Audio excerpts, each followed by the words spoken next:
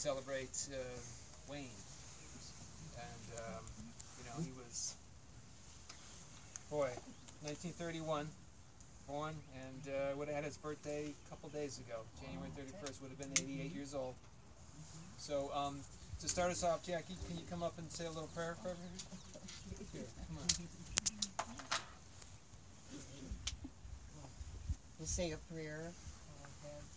Oh, dear God, here we gather on this day that you've created in order to celebrate the life of our dear Wayne Edward Lambert, who we have so many good memories of, Lord, and we just want to gather together the Lambert family that's left and enjoy our time together and ask your blessing to be upon our time. And of course, bless the lives of Wayne, and now he's with his dear Rosemary. So Father, thank you for being here in our midst. In Jesus' name we pray. Amen. Thank you. You know, when I was thinking about Dad and this weekend, trying to identify for me what were the core things that made him who he was, what is words like caring, thoughtful, emotional. He was an emotional guy, kind of like his mother. Rational, logical, and intelligent. And that kind of defined him for me. And of course, he loved a good party. Right? Everybody knows that. From his days at the Sigma Nu fraternity to you know, his time with his friends here in Surprise. That's a given, man. Yeah. I can remember the times come back to me were Saturday night bridge club. They'd have it at our house every once in a while, and we'd see the bottles lined up in the kitchen, and then we could be sent up to bed, and we could hear the laughing and the. He just enjoyed being with people, and bottles were all empty in the morning. They were, yeah. So a lot of people thought of him as cheap, you know, with the dollar. There's a lot of truth to that. But to me, I think he was a very generous guy for his family, especially, you know, put all his kids through college. Tight to the vest. Yeah. But a real sense of generosity. That's because you had everything. That's why. Yeah. Tight It to was. the vest. Yep. You didn't drive me Mercedes Benz. No. He was a product of his generation. You know, treat people with respect. Watch your manners. Provide for your family. Work hard. You don't boast about your accomplishments, right? You know, you don't ask for help. You never ask for help. That's kind of what he was about. And that's, you know, when my mom got sick, there wasn't ever any choice for him that he would take care of her, you know, and just never asked for any favors or for any praise for doing that. He just did it because that's the kind of guy he was. You know, I think David, Julie, and I remember him as being kind of a serious guy when we were growing up. You know, I mean, it was, you know, he was fun-loving to a degree, but we.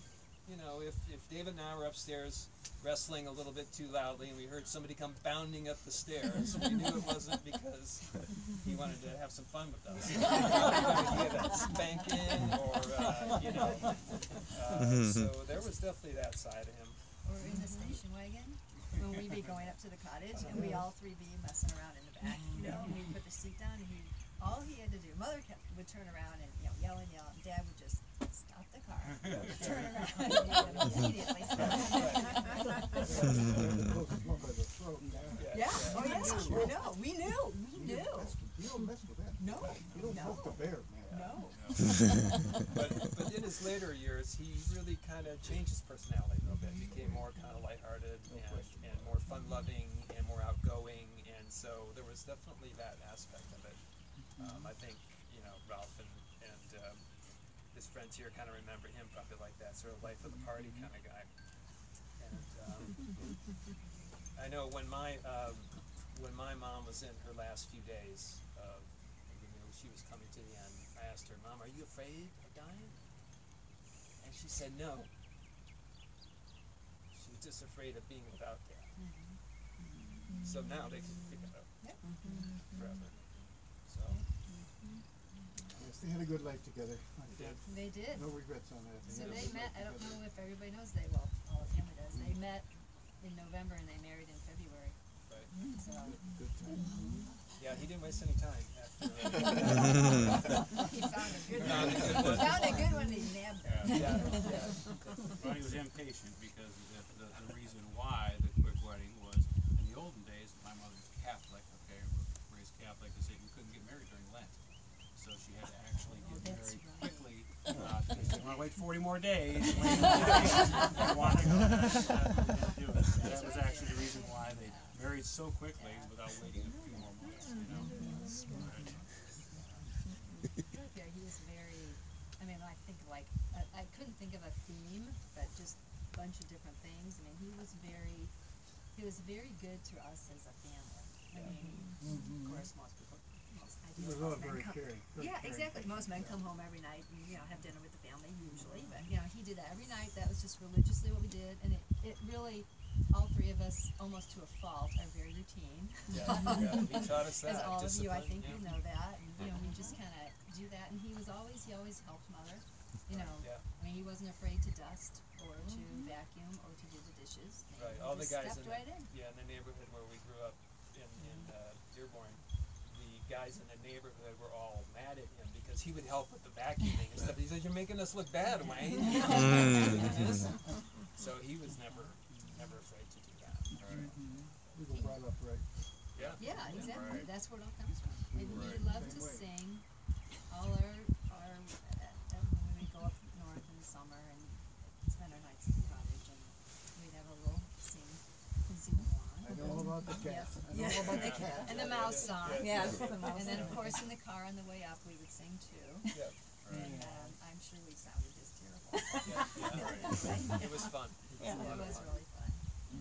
A lot of good times at the lake Oh, with the family, the two families about every weekend. Yes. Yeah. For the whole summer long. You Yes. know. It was a good life. It was a really good life. We were gifted and Yep. lucky, all of us. We were very lucky. We Yep. were always very close. We never had an argument. Right. We lived in one cottage. How many kids? 10 of us. I Six forgot how many we Six had. kids. Six kids, one bathroom. Never had an argument.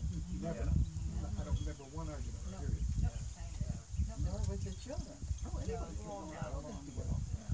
Everybody enjoyed the life up there. They couldn't wait for the next weekend. Yep, Right. exactly. It ended in September and it started in about May, you know. Yeah. And Every then weekend.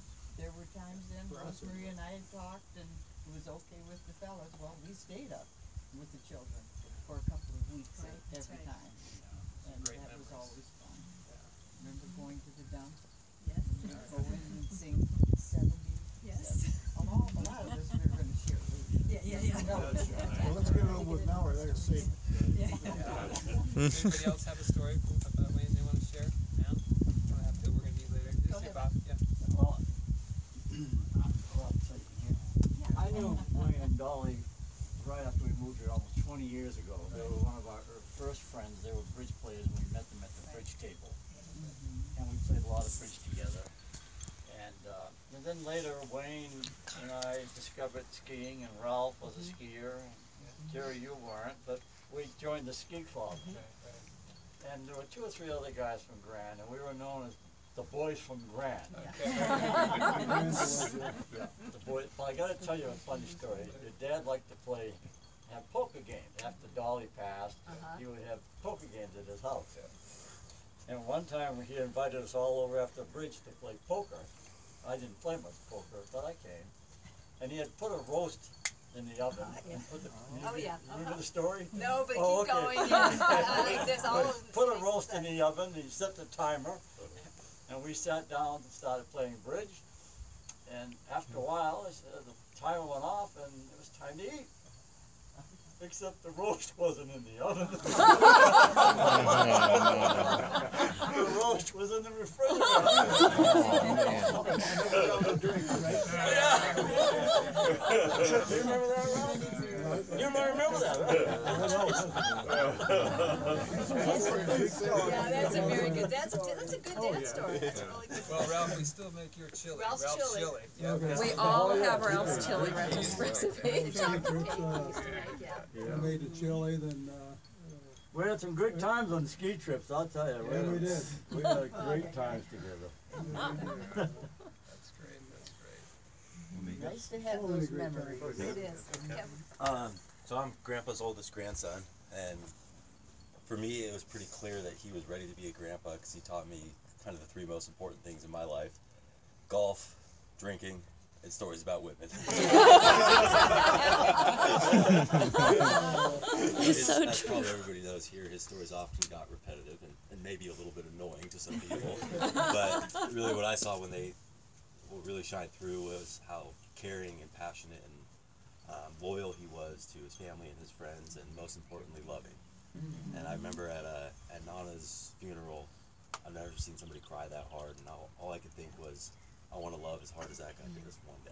So I want to say thanks to Grandpa for teaching us all the cousins, how to love. And I know he's out there watching us. Yep. Yep. I will say. Okay.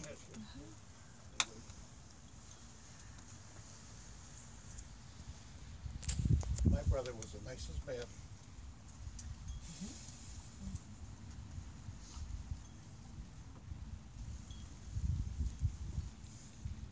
Maybe I can't.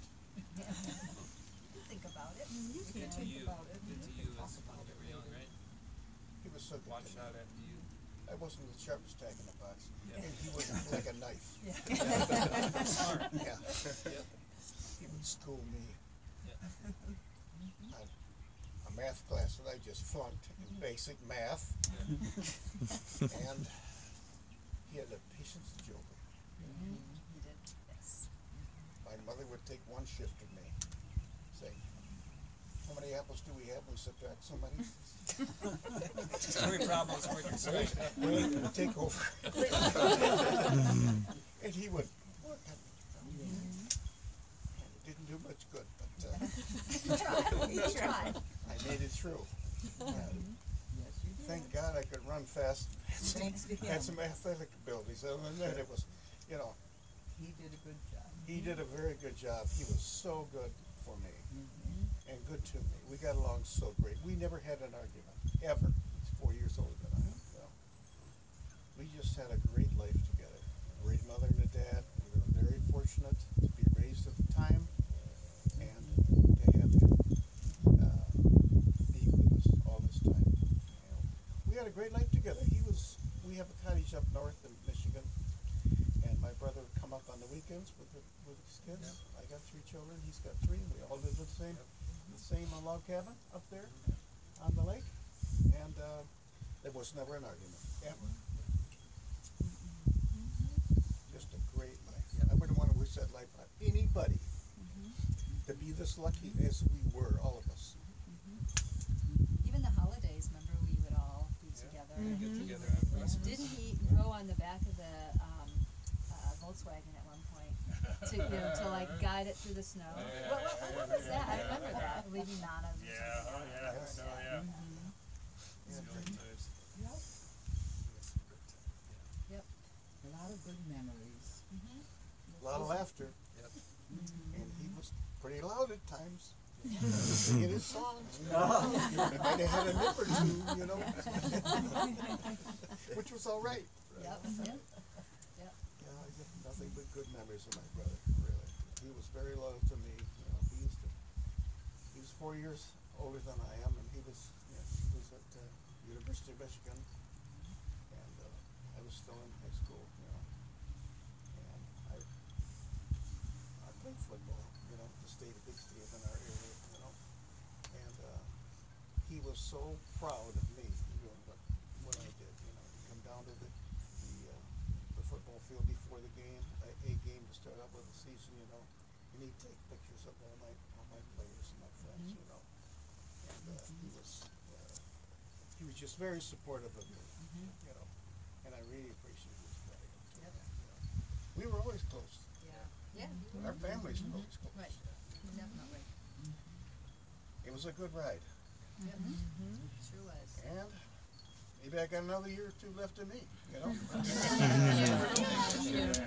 think you have definitely have a few. Anybody else have anything? I'd just like to say that Wayne, we were friends for 21 years, and he was probably my most closest personal friend I ever had. He was just so personal. we could talk about anything, which we did many times. He was just very personal. He really loved you. Very caring. He's a very sincere person. And he was very interested in hearing what you were doing. You know, he was like really paid attention Oh, he when you was. told him what you were doing. It wasn't He's one of the superficial. nicest guys I've ever known in my Yeah. entire life, Yeah. your dad. I mean, like he says, you just couldn't help but enjoy being with Right. him, and he just had this. He did change over when he was raising you kids, I'm sure. Yeah. He Yes. was full of Yes. heart, and he always had smiles on his face. Yeah. We really loved him. He was, One of our ski trips there, we went Durango, we probably remember this one, but they had a piano bar in this whole hotel. We never missed a night. Oh my gosh. Wayne was and his Joe Oh yeah. together singing. Oh, you had Uncle Joe too? Oh my. You were all there. And on the bus trips, the same. And Joe. And Joe voiced right, I think he's a little bit louder. He liked to sing. Yes, he did. Uncle He Joe liked could to carry a sing. tune a little better too. We had many great times on our ski trips and all the hiking we did together and just everything. It was really missing. It was very nice. Yep.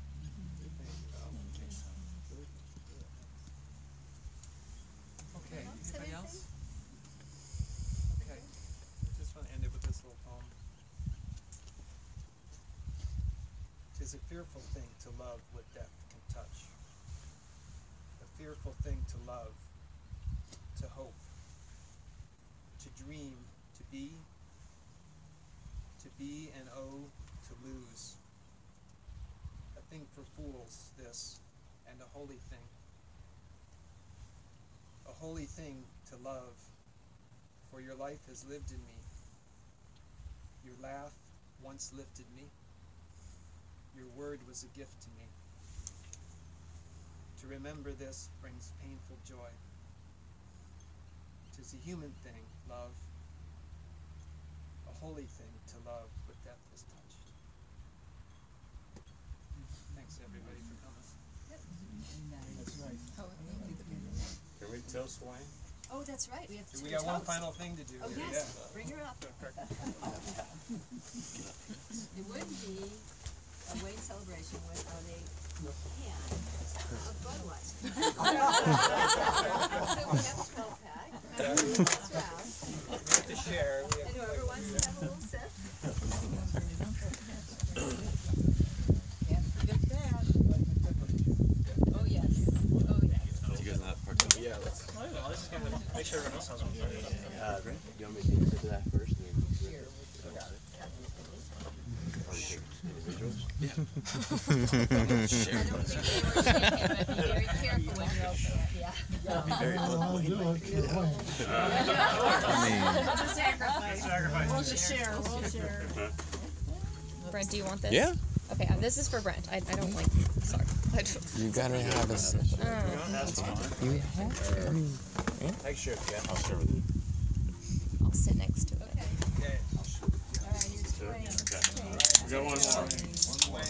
Go ahead, Tom. I'll share with you. One time we were on a hike with Wayne, and you were with me, and I think Jerry and a few others. Some of them have gone their way. It was a tough hike. It was up in Sedona, called the AZ Trail or something. There were 29 switchbacks up this thing, about 2,000 feet vertical. And I decided to pack some beers. And I didn't tell anybody. I packed, I don't know, we had 5 or 6 beers in my little knapsack. And I hauled them all the way up to the top of the mountain. And the view was beautiful up there. You look down over Sedona, it was really gorgeous. We're all sitting on the rim of this cliff. And I didn't say anything, I just pulled a cold beer out of my knapsack and snap, pop. And they all looked at me. And I just started drinking my beer, you know. And they started yelling at me. You remember that, Jerry? You just about got a free ride down. I finally I brought the rest of the beers out, and they made me president for life. never forget that. That was Yeah. fun. Okay, one last one. We had a lot of fun.